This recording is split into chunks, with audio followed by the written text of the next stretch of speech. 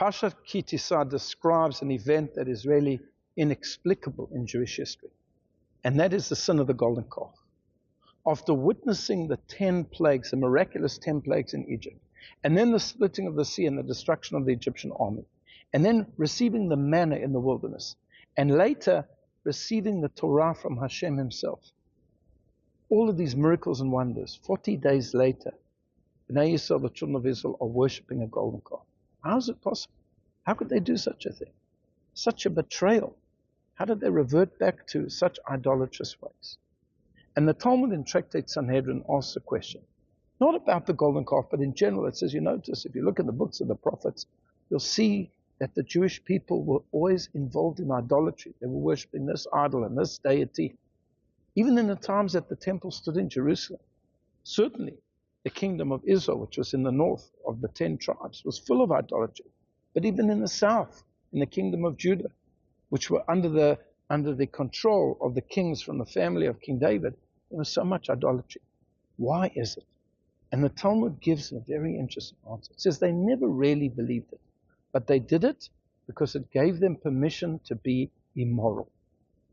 That's why they did it. Later on, because they were so much involved in it, they began to believe it. But to begin with, they didn't really believe it.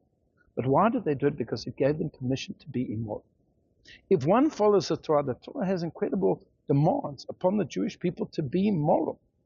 You can't marry this one, you can't marry this relative, you can't marry this relative. And adultery, of course, is not allowed. And a couple must be married in order to engage in intimate relations, etc., etc. There are so many rules, the rules of family purity. And when the Jewish people looked around at the nations around them, they didn't have any such laws.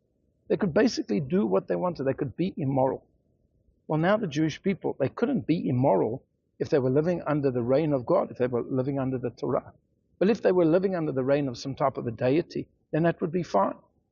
For example, you see in the Greek mythology or the Roman mythology, their gods were petty and they were squabbling and they were arguing and they were having affairs. Well, if that's the way that the gods behave, then we can also behave that way. And unfortunately, this is something that we see in our generation.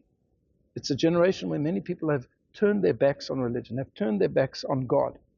And often it's a justification to act in an immoral way. The proliferation of immorality in the 21st century is just, it's mind-numbing how vast it is. So here, perhaps the Jewish people, they believed in Hashem, they believed in the Torah, but they wanted to go back to a time where they were not bound by responsibility. And therefore they're going to choose a new God who doesn't demand it of them. But of course Hashem says, I give you incredible privileges, but also enormous responsibility. And part of that responsibility is to be a moral people. I wish you a Shabbat Shalom.